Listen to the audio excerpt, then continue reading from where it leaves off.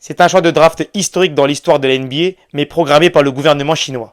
Choisi par Houston en premier en 2002, et bien que talentueux, le pick de Yao Ming était surtout stratégique, financier, mais aussi marketing. Tout d'abord, cette draft a été mythique, puisque Yao Ming n'a pas serré la main de David Stern, le grand boss de l'époque. Ceci est une tradition en NBA lors de la draft, mais il était en Chine. Marketing, puisque la NBA a décidé de s'ouvrir à la Chine, qui est l'un de ses plus grands marchés, et évidemment le nerf de la guerre, l'enjeu financier, car la draft de Yao était un enjeu qu'on ne pouvait pas négliger.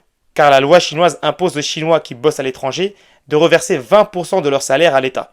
Sauf que pour Yao, ils ont décidé que c'était 30%. Attention, Yao Ming n'était pas grand que par la taille, mais c'était 2,26 m de talent plein les mains avec un vrai shoot. Beaucoup de questions se posaient à son égard. Serait-il assez bon pour jouer en NBA? Et les barrières de culture et de langue pouvaient être aussi un frein. Mais bon, la question ne s'est pas posée car Yao Ming a dominé par son talent, a impressionné beaucoup d'observateurs, mais a une carrière ralentie et complètement fauchée par les blessures.